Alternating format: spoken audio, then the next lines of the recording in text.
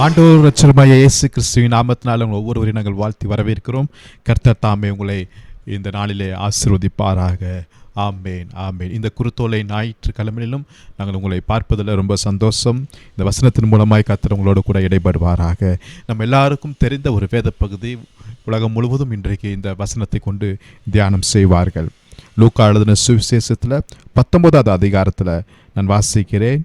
29வது வசனத்திலிருந்து, அவர் ஒலிவ மலை எண்ணப்பட்ட மலையின் அருகான பெத்பெகே பெத்தனியா என்னும் ஊர்களுக்கு சமீபித்த போது தம்முடைய சீசரில் 2 பேரை நோக்கி, உங்களுக்கு எதிரே இருக்கிற கிராமத்துக்கு போங்கள். அதில் பிரவேசிக்கும் போது மனுஷரில் ஒருவனும் ஒரு காலும் ஏறிராத கழுதை குட்டியை கட்டியிருக்க காண்பீர்கள். அதை அவிழ்த்து கொண்டு வாருங்கள். அதை ஏன் அவிழ்க்கிறீர்கள் என்று யாராவது உங்களிடத்தில் கேட்டால் அது ஆண்டவருக்கு வேண்டும் என்று சொல்லுங்கள் என்றார். அனுப்பப்பட்டவர்கள் போய் தங்களுக்கு அவர் சொன்னபடியே கண்டார்கள். கழுதை குட்டியை அவர்கள் அவிழ்க்கும் போது அதற்கு உடையவர்கள், குட்டியை ஏன் அவிழ்க்கிறீர்கள் என்று கேட்டார்கள். அதற்கு அவர்கள், அது ஆண்டவருக்கு வேண்டும் என்று சொல்லி, ஆமென், ஆண்டவருக்கு வேண்டும் என்று சொல்லி அந்த கழுதை குட்டியை அவர்கள் அழைத்து கொண்டு வருகிறதை நாம் பார்க்கிறோம். அன்பான தேவனுடைய பிள்ளைகளே, நம்முடைய நாட்டில் கழுதை என்பது ஒரு சாதாரண ஒரு மிருகம். கிராமத்தில் யூஸ் பண்ணுவாங்க, பொதி சுமக்கிறதுக்கு வண்ணார் யூஸ் பண்ணுவாங்க.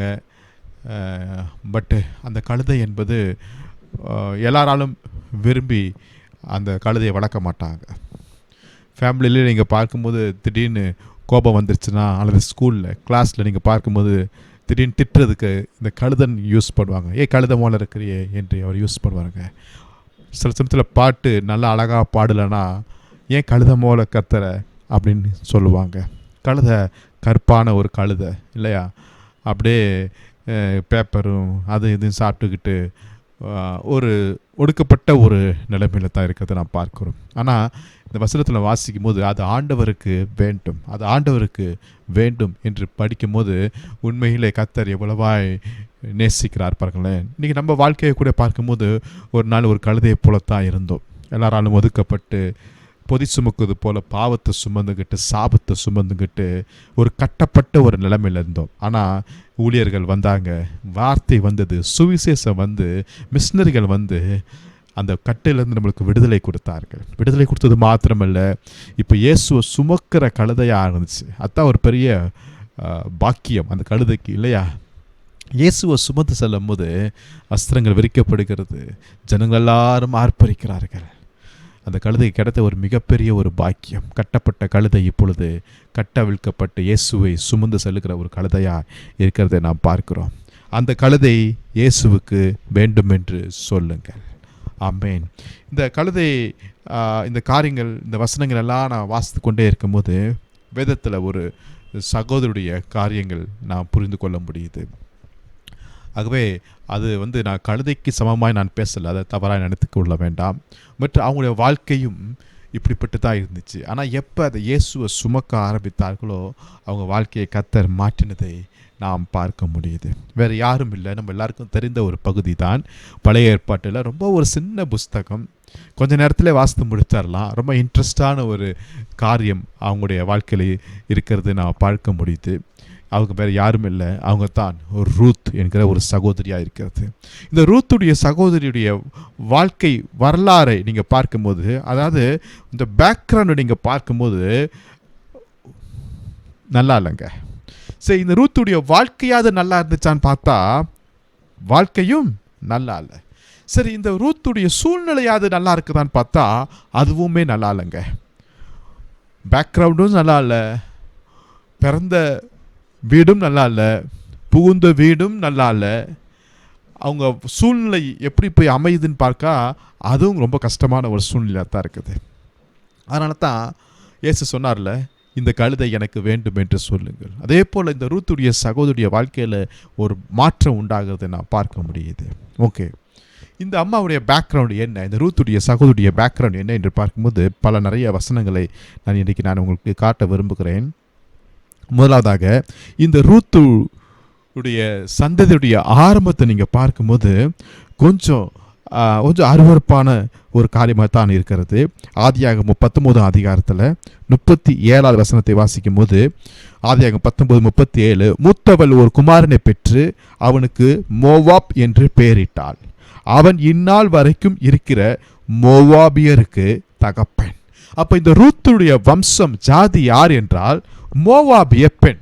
அப்ப இந்த மோவாபி யாரு, எங்கிருந்து வந்தானுங்க என்று பார்க்கும் போது பார்த்தா அது லோத்துடைய சந்ததியிலிருந்து வருகிறது.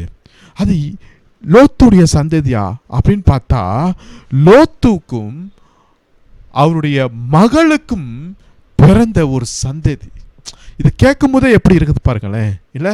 அப்போ இந்த ரூத்துடைய பேக்ரவுண்ட் எப்படி இருக்குதுன்னு நீங்கள் பார்த்து கொள்ளலாம்.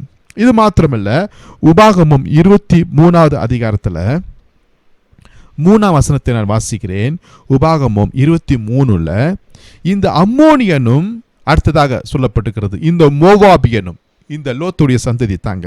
இந்த மோவாபியன் கர்த்தருடைய சபைக்கு உட்படலாகாது அப்படின்னு ரொம்ப ஒரு ஸ்ட்ரிக்டான ஒரு காரியம் இருக்கிறது.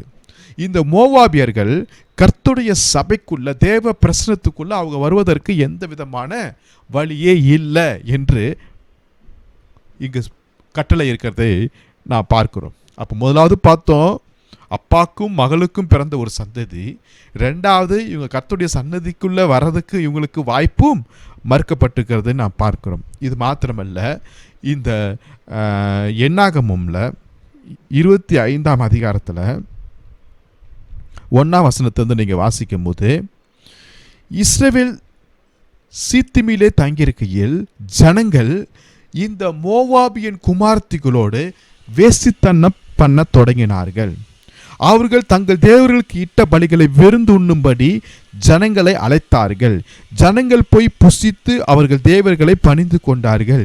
இப்படி இஸ்ரவேலர் பாகால் பேயரை பற்றி கொண்டார்கள். அதனால் இஸ்ரவேல் மேல் கர்த்தருடைய கோபம் மூண்டதாக நான் பார்க்கிறோம். இதன் நிமித்தம் இஸ்ரவேலில் இருக்கிற 24,000 ஜனங்கள் மரித்தார்கள். இப்போ இந்த இஸ்ரவேல் ஜனங்களுடைய மரணத்திற்கு யாருங்க காரணம் பார்த்தா, இந்த மோவாபியருடைய ஒரு சூழ்ச்சியே இஸ்ரவேல் ஜனங்களுடைய வாழ்க்கையில் ஒரு மிகப்பெரிய ஒரு நஷ்டத்தையும் வீழ்ச்சியையும் கொண்டு வந்ததாக நாம் பார்க்க முடியுது.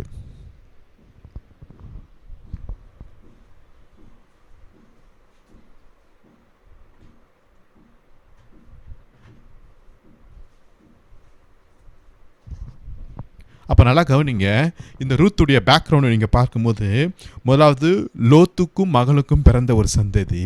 இந்த லோத்து யார்? ஆபிரகாமோடு கூட வந்தவங்க தான். ஆபிரகாம் மூலமாய் பல ஆசீர்வாதங்களை பெற்ற இந்த லோத்து, ஆனால் கொஞ்ச நாளில் கொஞ்சம் பிரச்சனை பண்ணிட்டு இப்போ ஆபிரகாமை விட்டு ஒரு யோர்தானுக்கு அருகில் உள்ள ஒரு செழிப்பான ஒரு இடத்துக்கு போயிட்டாங்க. ஒரு ஆவிக்குரிய ஒரு தொடர்பை விட்டு வெளியே போன ஒரு ஆள், சரிங்களா? அதாவது உலகத்தின் பக்கம் சாய்ந்து போன ஒரு ஆள், பொருளாசையும் செழிப்பையும் நம்பி போன ஒரு ஆளுடைய வாழ்க்கை சரித்திரம் தான் இந்த மோவாபுடைய சரித்திரம். அது மாத்திரமல்ல, நாம் பார்த்தோம், இவர்கள் கர்த்தருடைய சபைக்கு வருவதற்கு எந்த விதத்திலையும் வாய்ப்பு மறுக்கப்பட்டிருக்கிறது. இப்போ இவருடைய சூழ்ச்சி மூலமாய் இஸ்ரவேல் ஜனங்கள் 24,000 பேர் மரித்து போனதை, பாவத்துக்குள்ள போகிறதை நாம் பார்க்க முடியுது. அப்போ ரூத்துடைய பின்புலம், அதாவது பேக்ரவுண்டு ஹிஸ்ட்ரி சொல்கிறது மாதிரி ஒன்றும் பெரியசா இல்லை. ஓகே, ரெண்டாவதாக ஓகே, இவங்களுடைய வாழ்க்கையாது எப்படி இருக்கிறது? நல்லபடியாக செட்டில் ஆயிட்டாங்களா? பிறந்த இடம் தான் இப்படி, பிறந்த சந்ததி தான் இப்படி இருக்குது. இப்போ புகுந்த இடம் எப்படி இருக்குது? திருமணமான பிறகு நல்லா இருக்கிறாங்களா? திருமணம் ஆணுச்சு. ஆமாம், திருமணமாகி கொஞ்ச நாளில் அவங்க வீட்டில் 6 பேர் இருந்தாங்க. இப்போ 3 பேர் மரிக்கிறார்கள். மாமனார் மரிக்கிறாரு, ரூத்துடைய ஹஸ்பண்டும் மரிக்கிறாங்க, ஓர்பாலுடைய ஹஸ்பண்டும் மரிக்கிறாங்க. 3 மரணங்கள். இன்னும் சொல்ல போனால் 3 ஆண் மக்களுடைய மரணங்கள். இப்போ 3 பெண்கள் மாத்திரம் நிற்கிறாங்க. யாரு? மாமியாரும் ரூத்தும் ஓர்பாலும். 3 பெண்கள் நிற்கிறாங்க, 3 ஆண்கள் மரித்து விட்டார்கள். குடும்பத்துக்கு தலைவராக இருக்கிறவர் மரித்துட்டாங்க, குடும்பத்தை வழிநடத்துகிறவர் மரித்து போயிட்டாங்க, குடும்பத்துக்கு வருமானத்தை ஈட்டுகிறவர்கள் மரித்து போயிட்டார்கள், குடும்பத்துக்கு எதிர்காலமாக இருக்கிறவர்கள் மரித்து போயிட்டார்கள். என்ன ஒரு வேதனை இல்லையா? எவ்வளவோ ரொம்ப கஷ்டம் பாருங்களேன். சரி, நம்மளுடைய பேக்ரவுண்டு தான் சரியில்லை. இப்போ நம்ம வாழப்போகிற இடமாவது நல்லா இருக்குன்னு பார்த்தா அதுவும் இல்லை. ஒரே வீட்டுக்குள்ள அடுத்து அடுத்து அடுத்து மரணங்கள், பஞ்சங்கள். இப்போ புறப்பட்டு வராங்க, மோவாப் தேசத்தை விட்டு வராங்க, தன்னுடைய வீட்டை இழக்கிறாங்க. கணவரை இழந்தாங்க, இப்போ தன்னுடைய தேசத்தையே இழந்துக்கிட்டு ஒரு புதிய தேசத்துக்குள்ளே போகிறாங்க. பெத்லெஹேமுக்குள்ளே, எருசலேமுக்கு போகிறாங்க. அந்த தேசம் எப்படிப்பட்டதோ, காரியங்கள் எப்படிப்பட்டதோ என்று முழுமையாக தெரியாத ஒரு ரூத்து போயிட்டே இருக்கும்போது ரூத்துக்கு ஒரு நம்பிக்கை இருந்திருக்கும். சரி பரவாயில்ல, ஓர்பால் என்னுடைய சகோதரி, கூட பிறந்த சகோதரி மாதிரி என் கூட இருக்கிறாங்க. நாங்கள் எல்லோரும் ஒரே தேசத்தார், ஒரே கிராமத்தார். நாங்கள் 2 பேரும் எப்படியாவது எங்கள் வாழ்க்கையில் முன்னேறுவோம், எங்களுக்கு ஒரு நம்பிக்கை உண்டு, எங்களுக்கு ஒரு ஃப்யூச்சர் இருக்குது என்று சொல்லி ஓர்பாலை ஒரு நல்ல ஒரு சப்போர்ட்டாக பார்த்துட்டு வந்துகிட்டே இருக்கிற நேரத்தில் திடீர்னு அந்த ஓர்பால் ரூத்துக்கு முத்தம் கொடுத்துட்டு, நகோமி மாமியாருக்கு ஒரு முத்தம் கொடுத்துட்டு, டாட்டா நான் போயிட்டு வரேன், இனிமேல் நான் அவங்களோட வாழ முடியாது, நான் என் சொந்த நாட்டுக்கு போகிறேன், என் சொந்த ஊருக்கு போகிறேன், என் வாழ்க்கையை நான் பார்த்துக்கிறேன் அப்படின்னு சொல்லிட்டு சப்போர்ட்டாக இருக்க வேண்டிய ஆள், கூட இருக்க வேண்டிய ஆள், உதவியாக இருக்க வேண்டிய ஓர்பால் திடீர்னு பிரிஞ்சு போகிறதை நான் பார்க்குறோம். ஆரம்பத்தில் 6 பேர் இருந்தாங்க, அப்புறம் 3 பேர் இருக்கிறாங்க, இப்போ 2 பேர் தான் இருக்கிறாங்க. இப்போ அந்த நகோமி கூட இந்த ரூத் போயிட்டே இருக்கிறாங்க. எங்கே போகிறாங்க தெரியாது, வீடு இருக்கா தெரியாது, எதிர்காலம் இருக்கா தெரியாது, யாரை நம்பி இருக்க போகிறோம் தெரியாது, நம்மளுக்கு திருமணம் ஆகுமோ தெரியாது. போகிற வழியில் நகோமியும் சொல்கிறாங்க, இதுதான் 3வது ஒரு காரியம், சூழ்நிலை. இந்த நகோமி பார்த்து சொல்கிறாங்க, ஏப்பா நீனு இருக்கிற, நீங்களும் போயிட்டு வாப்பா, நானே ஒரு வயதானவளாக இருக்கிறேன், நான் எனக்கு கசப்பாக இருக்கிறேன். சூழ்நிலை பாருங்களேன், கசப்பான ஒரு சூழ்நிலையை ஃபாலோ பண்ண முடியுமா யாராவது? ஆனாலும் ரூத்து ஃபாலோ பண்ணுறாங்க. அப்படியே என்னை கற்பனை பண்ணி பாருங்களேன், வாழ்நாள் முழுதும் காலையிலேருந்து சாயந்தரம் வரைக்கும் ரூத்து நகோமியோட முகத்தை பார்த்துட்ருப்பாங்க, நகோமி ரூத்துடைய முகத்தை பார்த்துட்ருப்பாங்க. நகோமிக்கு மனசில் வேதனை, கணவர் இறந்துட்டார், 2 பசங்க இறந்துட்டாங்க. நம்மளை நம்பி வந்த பெண்ணை என்ன பண்ண போகிறோம், என்ன செய்ய போகிறோம்? ரூத்துக்கு ஒரு கவலை, இந்த இளம் வயதில் நான் ஒரு விதவை ஆயிட்டேனே, இப்போ நான் அந்நிய நாட்டுக்கு நான் போயிருக்கிறேனே, இந்த நாட்டில் என்னை யார் ஏற்றுக்கொள்வாங்க என்கிற ஒரு ஏக்கம், சூழ்நிலை. ஒரு முகத்தை பார்த்துட்ருக்குறாங்க. சாப்பிட்றதுக்கு வழி இல்லை, சாப்பாடு இல்லை. விதவை, ஒரு அடிமை போல வேறு ஒரு நாட்டில், வேறு ஒரு தேசத்தில் உட்கார்ந்துருக்கிறாங்க ரூத். முதலாவது பார்த்தேன், ரூத்துடைய பேக்ரவுண்டு சரியில்லை. ரூத்துக்கு வாழ்க்கைப்பட்ட புகுந்த திருமணமான காரியமும் சரியில்லை, ரூத்துடைய சூழ்நிலையும் சரியில்லை. ஆண்டவருக்கு இந்த கழுதை வேண்டும், ஆண்டவருக்கு இந்த கழுதை வேண்டும். அல்லேலூயா. இதை கேட்டுக்கொண்டு அருமையான தேவனுடைய பிள்ளைகளே, இன்றைக்கு ஒருவேளை உங்கள் வாழ்க்கையை கூட இப்படி போயிருக்கலாம், இப்படிப்பட்ட வழியில் நீங்கள் போயிருக்கலாம். உங்கள் பேக்ரவுண்டோ, நீங்கள் வாழ்ந்து கொண்டிருக்கிற சூழ்நிலையோ, நீங்கள் வேலை செய்கிற இடமோ, உங்களோட சரீரத்திலையோ, எப்படோ ஏதோ ஒரு காரியத்தில் நீங்கள் நினைத்தது நடக்காதபடி பல காரியங்களை நீங்கள் நொந்து போய் நீங்கள் உட்கார்ந்துருக்கலாம்.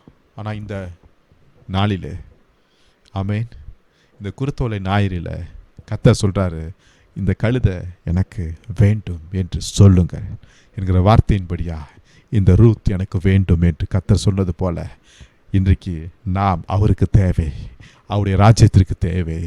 ஆமென், அல்லேலூயா. விசுவாசத்தோடு இருங்க.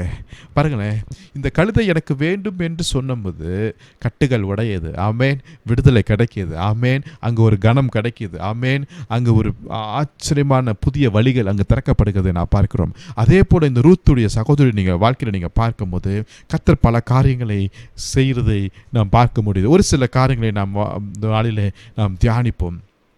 அப்போ முதலாவதாக ரூத் எழுதின புஸ்தகம் 2ஆம் அதிகாரத்தை எடுத்துக்கொள்ளுங்கள். அதில் 3வது வசனத்தை நான் வாசிக்கிறேன்.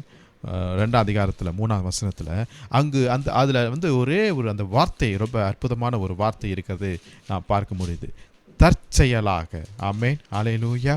எனது தற்செயலாக அவள் போய், யார்? ரூத், வயல்வெளியில் அறுக்கிறவர்கள் பிறகு பொறுக்கினாள்.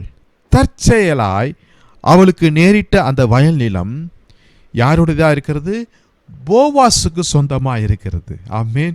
பாருங்களேன், இந்த பெண்ணுக்கு தெரியாது நம்ம எங்கே போக போகிறோம், எந்த வயலுக்கு போக போகிறோம், அது ஓனர் யார், நம்மளை ஏற்றுக்கொள்வாங்களா மாட்டாங்களா, நம்மளுக்கு உதவி செய்வாங்களா, நம்ம போனால் நம்மளுக்கு பிரயோஜனம் இருக்குதா, எதுவுமே தெரியாது. ஆனால் மாமியாரை நம்பி வந்துட்டாங்க, பெத்லெஹேமுக்கு வந்துட்டாங்க, ஏதோ ஒரு வயலுக்கு டக்குன்னு போயிட்டாங்க. சரி, இந்த வயலுக்கு போகலாம் அப்படின்னு சொல்லிட்டு போயிட்டாங்க.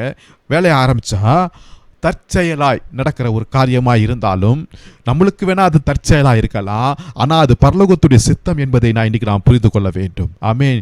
சில சமயத்தில் நம்மளுக்கு தெரியாமலேயே ஏதோ ஒரு காரியத்தில், ஏதோ ஒரு மைண்டில் ஏதோ ஒரு காரியத்தை நம்ம போகும்போது, செய்யும் போது, ஈடுபாடு பண்ணும்போது அது தற்செயலாக நம்ம நினைக்கிறோம். பட் அதுதான் நம்மளுடைய வாழ்க்கையில் ஒரு திருப்பு முனையாய் அமைய போகிறது, நம்மளுக்கு தெரியாமல் இருக்கலாம். ஆமேன். அதுதான் நம்மளுக்கு வேணால் தற்செயலாக இருக்கலாம், ஆனால் அது பரலோகத்துடைய பெரிய திட்டமாக இருக்கிறது என்பது நம்மளுக்கு பின்னாடி நிச்சயமாய் கர்த்தர் புரிய வைப்பார். ஆமேன். இந்த வசனத்தை வாசிக்கிறோம், தற்செயலாய் அவளுக்கு நேரிட்ட அந்த வயல் நிலம். ஆமேன். ஹல்லேலூயா. இன்னைக்கு நான் ஜெபிக்கிறேன், இன்னைக்கு நான் விசுவாசிக்கிறேன், கர்த்தர் நம்முடைய வாழ்க்கையில், நம்முடைய குடும்பத்தில், ஆமேன், நம்முடைய ஊழியத்தில் நம்ம பிளான் பண்ணி போக முடியாத சில காரியங்கள் இருந்திருக்கலாம். ஆனால் ஏதோ ஒரு நார்மலாக, ஒரு ஆக்சிடென்டலாக ஏதோ ஒரு காரியத்தில் போய் நம்ம ஈடுபாடு பண்ணும்போது அது நீங்கள் யோசிக்காத ஒரு காரியம் அங்கு உண்டாக போகிறது என்பதை கர்த்தர் சீக்கிரமாய் வெளிப்படுத்த போகிறார். ஹல்லேலூயா. ஆமென். அந்த வயல்வெளி என்பது நான் ஆவிக்குரிய அர்த்தத்தில் அதை ஒரு சபையாய் நான் பார்க்கிறேன். ஹல்லேலூயா. ஆமேன். ஹல்லேலூயா.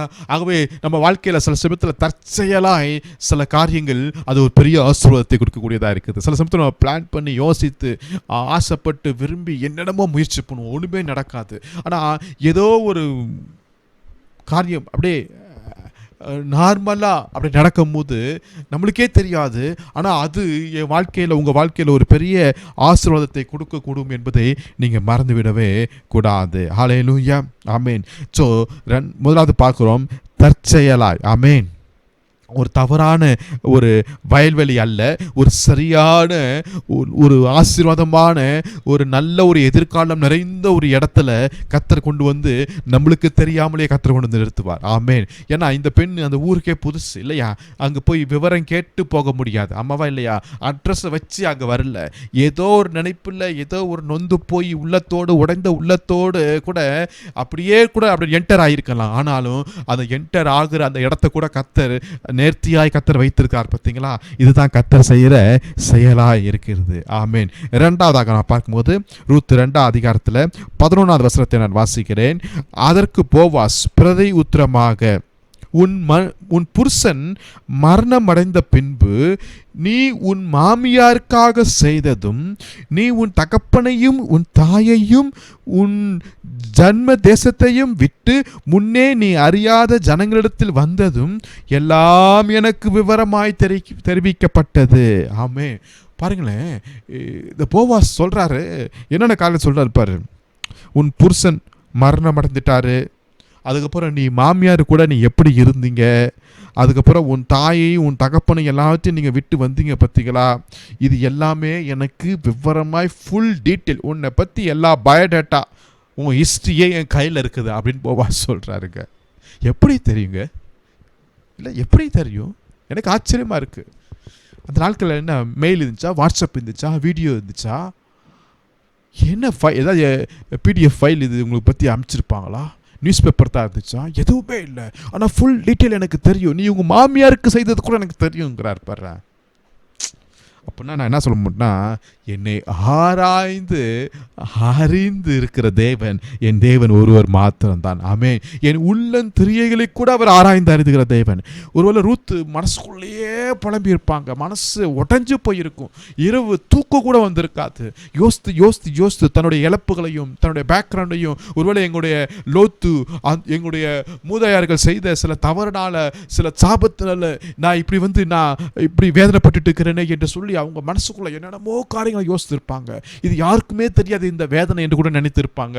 ஆனாலும் நம்முடைய வேதனைகளையும், உள்ளத்தில் நடக்கிற எல்லா போராட்டங்களையும், எல்லா சோர்வுகளையும், எல்லா டீட்டெயிலையும் என் தேவன் அறிந்து வைத்திருக்கிறார். ஹல்லேலூயா, ஹல்லேலூயா.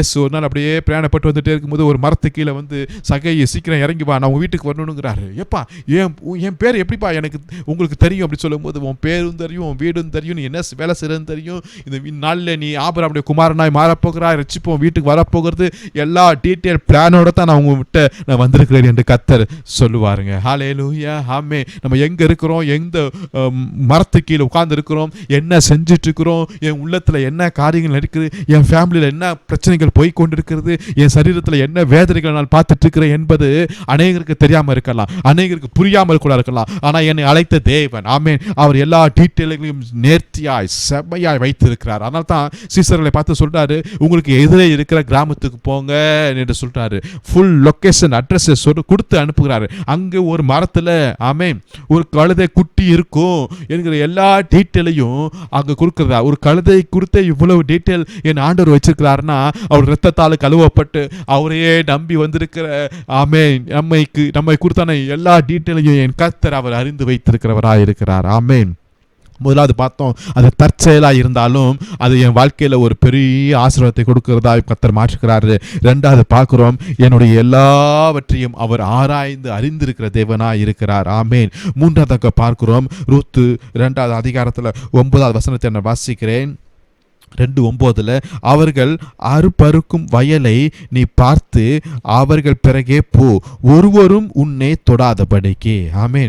ஒருவரும் உன்னை தொடாதபடிக்கு வேலைக்காரருக்கு கட்டளை இட்டு இருக்கிறேன். ஆமென். என்ன ஒரு நல்ல போவாஸ் பாருங்களேன். ஒருவரும் உன்னை தொடாதபடிக்கு அப்படின்னா என்ன? என்னை பாதுகாக்கும் தெய்வம். ஆமென். என்னை பாதுகாக்கும் போவாஸ். ஒருவரும் என்னை தொடவே முடியாது. ஹல்லேலூயா. அந்த அளவுக்கு ஒரு சேஃப்டியை கர்த்தர் நம்மளுக்கு கொடுப்பாராக. ஆமென். அந்த அளவுக்கு ஒரு பாதுகாப்பை கர்த்தர் நம்மளுக்கு கொடுப்பாராக. ஒருவனும் என்னை தொடவும் முடியாது, ஒருவனும் என்னை நெருங்க முடியாது. ஏனென்றால் இந்த வயலுடைய எஜமான் எனக்காக அவர் கட்டளையிட்டிருக்கிறார். ஆமென். அவர் சொல்ல ஆகும், அவர் கட்டளையிட நிற்கக்கூடியதாக இருக்கிறது. அப்ப தீங்கு என்னை அணுகாது. ஆமென். எந்த விதமான எரிச்சலின் ஆவிகள் என்னை தொடாது. ஆமென். ஒரு ரூத் ஒரு நல்ல வாலிப பிள்ளை இல்லையா? ஆமா, அது விதவையா இருக்கிறா, வேற ஒரு நாட்டிலேருந்து வந்திருக்கிறா. ஆமா, அந்நிய தேசத்தால். அப்ப பலரும் ரூத்தை குறித்து பல தீமையான காரியங்களை பேசக்கூடும். ஆமா, பல தீமையான காரியங்களை செய்வதற்கு அவங்க முயற்சிப்பார்கள். ஆனாலும் கர்த்தர் சொல்றாரு, ஒருவனும் உன் மேல கையை வைக்க முடியாது. ஆமென். ஹல்லேலூயா. அப்ப எஜமான் நம்மோடு கூட துணையா இருக்கிறார். அப்ப எனக்கு விரோதமாய் உருவாக்கப்படும் எந்த ஆயுதமும் அது வாய்க்காமலே போகக்கூடியதா இருக்கிறது. ஆமென். என் எஜமான் என்னை பாதுகாக்கிறார். அவர் கட்டளை இட்டார், அவர் வாக்குத்தத்தம் சொல்லி இருக்கிறார். அப்ப நிச்சயம் அந்த பாதுகாப்பின் பிரச்சனத்துக்குள்ள நான் நிச்சயமாய் இருப்பேன் என்று நாம் விசுவாசிக்க வேண்டும். ஆமென். நாலாவதாக அது 2 அதிகாரத்தில் 14வது வசனத்தை வாசிக்கிறேன். பின்பு போவாஸ் சாப்பாட்டு வேளையில் அவளை பார்த்து, நீ இங்கே வந்து இந்த அப்பத்திலே புசித்து காடியிலே உன் துணிக்கையை தோய்த்துக்கொள் என்றான். அப்படியே அவள் அறுப்பறுக்கிறவர்கள் அருகே உட்கார்ந்தாள். அவளுக்கு வறுத்த கோதுமையை கொடுத்தான். அவள் சாப்பிட்டு திருப்தி அடைந்து மீந்ததை வைத்து கொண்டாள். ஹல்லேலூயா. இது 4வது என்ன சொல்றேன்னா, என் தேவைகள் எல்லாவற்றையும் சந்திக்கும் போவாஸ். ஆமென். ஹல்லேலூயா. ஆமா, அந்த பெண் வேலை செஞ்சுட்டே இருக்கும்போது போவாஸ் அந்த லஞ்ச் டைமில் கரெக்டாக கூப்பிட்றா, ரூத் வாங்க வாங்க வாங்க வாங்க உட்காருங்க உட்காருங்க. ஆமென். அங்கே எல்லாம் டேபிளில் உட்காந்து சாப்பிட்டுட்டு இருக்கும்போது, வாங்க உங்களுக்கு ஒரு சேர் இருக்குது, வந்து உட்காருங்க, இது லஞ்ச் டைம். டிஃபன் ஒன்றும் கொண்டு வரல, சாப்பாடு ஒன்றும் கொண்டு வரல, ஒன்றுமே இல்லை, பரவாயில்ல, இந்த அப்பத்தை எடுத்து புசி, இதை வறுத்த கோதுமை நான் தருகிறேன். வசனம் போட்டுக்கிறது, அவள் சாப்பிட்டு திருப்தி அடைந்து மீந்தி எடுக்க கர்த்தர் கிருபை செய்தார். அல்லேலூயா. அவள் சாப்பிட்டு திருப்தி அடைந்து மீதி எடுக்க கர்த்தர் கிருபை செய்கிறார். கர்த்தருடைய ஆசீர்வாதமே இது தாங்க. ஆமென். மீதி எடுக்கும்படியான ஒரு ஆசீர்வாதம், நம்மளை திருப்திப்படுத்துகிற ஒரு ஆசீர்வாதம். அல்லேலூயா. டிஃபன் எடுத்துகிட்டு வரல, எந்த வயலுக்கு போவோன்னு தெரியாது, வயலுடைய எஜமான் யார் எதுவுமே தெரியாது, என்னை ஏற்றுக்கொள்வாங்களா தெரியாது, எதுவுமே தெரியாது. ஆனாலும் கர்த்தர் எல்லாவற்றையும் எனக்காக சாதகமாய் மாற்றி என்னை திருப்திப்படுத்துகிறது. ரூபா கூட இல்லை பாக்கெட்டில். சில சமயத்தில் வரப்பில் காசே இல்லை, பேங்க்கு பேலன்ஸே இல்லை. என்னங்க செய்கிறது, எது செய்கிறது, ஒன்றுமே புரியல. நான் சொல்கிறேன், உங்களை கர்த்தர் திருப்திப்படுத்துவா. ஆமென். கர்த்தர் உங்களை திருப்திப்படுத்துவா. திருப்திப்படுத்துறது மாத்திரமில்லை, அவருடைய வேலை மீதியை நீங்கள் பார்ப்பீங்க. ஆமென். மீதியை நீங்கள் பார்ப்பீங்க. 5வது 2 அதிகாரத்தில் 10ஆம் வசனத்தை நான் வாசிக்கிறேன். அப்பொழுது அவள் தரையிலே முகங்குப்புற விழுந்து வணங்கி, நான் அந்நிய தேசத்தனாய் இருக்க நீர் என்னை விசாரிக்கும்படி எனக்கு எதனாலே உம்முடைய கண்களில் தயவு கிடைத்தது. என்னை நேசிக்கும் போவாஸ், என்னை விசாரிக்கும் போவாஸ். நான் அந்நியங்க, மோவாபிய சந்ததிங்க. ஒரு அருவருப்பான ஒரு பேக்ரவுண்டோடு நான் வந்திருக்கிறேங்க. ஆனால் நீங்கள் என்னை இவ்வளவு நேசிக்கிறீங்களே. நான் ஒரு அடிமைங்க, நான் ஒரு விதவைங்க. நான் பிறந்த இடமும் சரியில்லைங்க, நான் புகுந்த இடமும் சரியில்லைங்க. மரணத்தை தான் நான் பார்த்துட்டு இருக்கிறேன், சாபத்தை தான் பார்த்துட்டு இருக்கிறேன். ஆனால் நீங்கள் என்னை இவ்வளவு நேசிக்கிறீங்களே. முதல் நாள்லே நீங்கள் என்னை நேசிக்க ஆரம்பிச்சிட்டீங்களே. ஃபஸ்ட்டு டேவே நான் வந்த உடனே என்னை நேசிக்க ஆரம்பிச்சிட்டிங்களே. உங்களோட கண்களில் எனக்கு தயவு கிடைக்க கர்த்தர் கிருபை செய்தாருங்க. உங்கள் ஆர்டரை பற்றி எனக்கு ரொம்ப தெரியாது, பட் கேள்விப்பட்டிருக்கிறேன். ஆனால் வந்துட்டேன். ஆனால் நீங்கள் என்னை கைவிடவே இல்லையே. எவ்வளோ நல்ல தேவன் பாருங்களேன், எவ்வளோ நல்ல தேவன். உங்களுடைய சட்டைகள் நிலையிலே எங்களுக்கு அடைக்கலம் தந்தீங்க, என்னை விசாரிச்சிங்க, என்னை நேசித்தீங்க. இது தாங்க கர்த்தர் செய்கிற செயலாக இருக்கிறது. முதலாவது பார்த்தோம், அது தற்செயலான ஒரு காரியமாக இருந்தாலும், தற்செயலான ஒரு முடிவாக இருந்தாலும், அது வாழ்க்கையில் ஒரு திருப்பு முனையாய் அமைய கர்த்தர் உதவி செய்கிறாரு. 2வது, என்னை குறித்து எல்லாவற்றையும் அவர் ஆராய்ந்து அறிந்திருக்கிற தேவன். 3வது, என்னை பாதுகாக்கும் போவாஸ். 4வது, என்னுடைய எல்லா தேவைகளையும் ஏற்ற நேரத்தில் சந்திக்கிற தேவன் போவாஸ். ஆமென். 5வது, என்னை விசாரித்து, என்னை நேசித்து, என்னை ஏற்றுக்கொள்ளுகிற ஒரு போவாஸ் கர்த்தர். எனக்கு அவர் போதுமானவராக இருக்கிறார், எனக்கு அவர் போதுமானவராக இருக்கிறார். ஹல்லேலூயா, ஹல்லேலூயா. 12ஆம் வசனத்தை வாசிப்பாபா. உன் செய்கைக்கு தக்க பலனை கர்த்தர் உனக்கு கட்டளையிடுவாராக. இஸ்ரவேலின் தேவனாகிய கர்த்தருடைய சட்டைகளின் கீழ் அடைக்கலமாய் வந்த உனக்கு அவராலே நிறைவான பலன் கிடைப்பதாக. ஹல்லேலூயா. நிறைவான பலனை கர்த்தர் இன்றைக்கு நம்மளுக்கு வாழ்க்கையில் தருவாராக. ஆமென். பேக்ரவுண்டு சரியில்லை, என் வாழ்க்கை சரியில்லை, என் குடும்ப காரியங்கள் சரியில்லை, என் சூழ்நிலை சரியில்லை, எல்லாமே சரியில்லாமல் போனாலும் இப்போ அவருடைய சட்டைகளின் கீழ் நான் வரும்போது கர்த்தர் எல்லாவற்றையும் எனக்கு அனுகூலமாய் மாற்றி தருகிற தேவனாய் இருக்கிறாரு. அந்த கழுதைக்கு வஸ்திரம் கிடைக்கிது, ஒலிவ மரத்தின் இலைகளை கொண்டு வருகிறாங்க, ஜனங்கள் தேடி வருகிறார்கள், ஒரு புதிய வழி திறக்கப்படுகிறது, ஜனங்களுடைய ஆர்ப்பரிப்பு கேட்கப்படுகிறது, ஒரு கனம் கிடைக்கிறது, ஒரு மரியாதை கிடைக்கிறது, ஒரு விடுதலை கிடைக்கிறது, ஒரு அந்தஸ்து கிடைக்கிறது, ஆசீர்வாதம் கிடைக்கிறது. ஏன்னா இது இயேசுவுக்கு தேவை, இது இயேசுவுக்கு சொந்தம். ஆமென். ஒருவேளை உங்கள் வாழ்க்கையில் உங்களை கழுதையை போல நினைத்திருக்கலாம், ஆனாலும் கர்த்தர் உங்களை கொண்டு என்ன செய்யணுமோ கர்த்தர் அதை நிச்சயம் அது நிறைவேற்றுவார். அவர் செய்ய அவர் வல்லமுள்ளவராக இருக்கிறார். அவருடைய வசனத்துக்கு நேராக இவங்களை ஒப்பு கொடுங்க. இதிலும் பெரிதான காரியங்களை நீங்கள் செய்ய கர்த்தர் உங்களுக்கு கிருபை செய்வாராக. ஆமென். இது ஒரு சிறிய புஸ்தகம் தான், 4 அதிகாரம் தான் இருக்குது, ஆனால் கர்த்தர் ஒரு மாற்றத்தை கொண்டு வருகிறது நாம் பார்க்கிறோம். ஆமென். இந்த புஸ்தகத்தை இங்கே கொண்டு வந்து பரிசுத்த ஆவியானவர் இந்த 1 சாமுவேலுக்கு முன்னாடி சேர்க்கிறதுக்குன்னு அவருக்கு பிளானே இல்லாமல் இருந்திருக்கலாம். ஆனாலும் அதுலேயும் ஒரு திட்டத்தை ஆவியானவர் வைத்திருக்கார். என்னன்னா, ஜனங்க எல்லாம் கேட்குறாங்க, இஸ்ரவேல் ஜனங்க, எங்களுக்கு ஒரு ராஜா வேணும், எங்களுக்கு ஒரு ராஜா வேணும். அந்த தேசத்தில் ஒரு ராஜா இருக்கிறார், அங்கே ஒரு ராஜா இருக்கிறாங்க, அங்கே அரண்மனை இருக்குது, அங்கே பிரபுக்கள் இருக்கிறாங்க, எங்களுக்கு ஒரு ராஜா வேணும், எங்களுக்கு ஒரு ராஜா வேணும். இது கர்த்தருக்கு ரொம்ப துக்கமாக இருக்கிறது. அப்போ ஒரு ராஜாவை கொண்டு வருவதற்கு, ஆமென், ஒரு நிரந்தரமான ஒரு சிங்காசனத்தை கொண்டு வருவதற்கு ஒரு ஆள் தேவைப்படுகிறாங்க. ஆமென். அதுதான் இந்த ரூத் மூலமாய், இந்த போவாஸ் மூலமாய் கர்த்தர் தாவீதை கொண்டு வருவது தான் அவருடைய சித்தமாக இருந்தது. ஆமென். இப்போ ராஜா வேண்டும், ராஜா வேண்டும் என்கிற எல்லா கேள்விகளுக்கு கர்த்தர் இங்கே ரூத் புஸ்தகத்தை கொண்டு வந்து இடையில வந்து சேர்த்துட்டார். ஆமென். ஒரு புறஜாதி ஒரு பெண்ணை, ஒரு மோவாபிய பெண்ணை கொண்டு வந்து இங்கே இடையில சேர்த்துட்டு இப்போ ராஜாவுடைய காரியம் தொடங்க போகிறது என்பதை கர்த்தர் நிரூபிக்கிறதை நாம் பார்க்கிறோம். நாமளும் புறஜாதிகளாக தான் இருந்தோம், நம்மளும் ஒதுக்கப்பட்டவர்களாக தான் இருக்கிறோம், நம்மளும் தூரமாக இருந்தாலும் கர்த்தர் கொண்டு வந்து இந்த உடன்படிக்கையில், இந்த ஆசீர்வாதத்தில், இந்த வாக்குத்தத்தத்தில் கொண்டு வந்து நம்மளை சேர்த்து நாமும் ஆசாரியர்களும் ராஜாக்களுமாய் கர்த்தர் இன்றைக்கு மாற்றி கொண்டிருக்கிறார். ஆமென். இந்த வார்த்தையின் மூலமாய் கர்த்தர் உங்களை ஆஸ்வதிப்பாராக. ஜெபிக்கலாமா? நல்ல பிதாவை நன்றியோடு ஸ்தோத்திரிக்கிறோம் ஐயா. அப்போ இந்த நல்ல நாளிலே நன்றி செலுத்துகிறோம் வார்த்தைக்காக ஸ்தோத்திரம் ஐயா. இந்த கழுதை கர்த்தருக்கு வேண்டும், கர்த்தருக்கு தேவை. ஆமென். அதே வார்த்தையின்படியா நாங்களும் ஆண்டவரே உமக்கு தேவைப்படுகிறோம். ஆண்டவரே நாங்களும் ஆண்டவரே உமக்காக நிற்க எங்களை ஒப்புக் கொடுக்கணும் சுவாமி. எங்களுடைய பேக்ரவுண்ட் எப்படி இருந்தாலும், எங்கள் வாழ்க்கை எப்படி இருந்தாலும், எங்களுடைய திருமணத்திற்கு பிறகு எப்படி இருந்தாலும், திருமணத்துக்கு முன்னாடி எப்படி இருந்தாலும், எங்களுடைய சூழ்நிலைகள் எப்படி இருந்தாலும், எல்லாவற்றையும் கர்த்தர் எங்களுக்கு ஆசீர்வாதமாய் ஒவ்வொன்றாய் மாற்றுகிற தேவனாய் இருக்கிறதுக்காக ஸ்தோத்திரம் ஸ்தோத்திரம் ஸ்தோத்திரம் ஸ்தோத்திரம் ஐயா. ஒரு கழுதைக்காகவே ஆண்டவரே, ஒரு கழுதையை குறித்து இவ்வளவு நீங்கள் ஆண்டவரே காரியங்களை நீங்கள் வைத்திருப்பீங்கன்னா நிச்சயமாய் எனக்காக இந்த வசனத்தை கேட்கிற ஒவ்வொருவர்களுக்கும் நீங்கள் பெரிய பெரிய காரியங்களை ஆசீர்வாதத்தை நீங்கள் வைத்திருக்கிறீங்க. நாங்கள் விசுவாசிக்கிறோம். அதை நாங்கள் அனுபவிக்க எங்களுக்கு கிருபை செய்யுங்க, ஆசீர்வதிங்க. மீட்பர் இயேசு நாமத்தில் ஜெபிக்கிறேன் எங்கள் ஜீவனுள்ள நல்ல பிதாவே. ஆமென் ஆமென் ஆமென். தேங்க்யூ. கர்த்தர் உங்களை ஆசீர்வதிப்பாராக. Praise the Lord.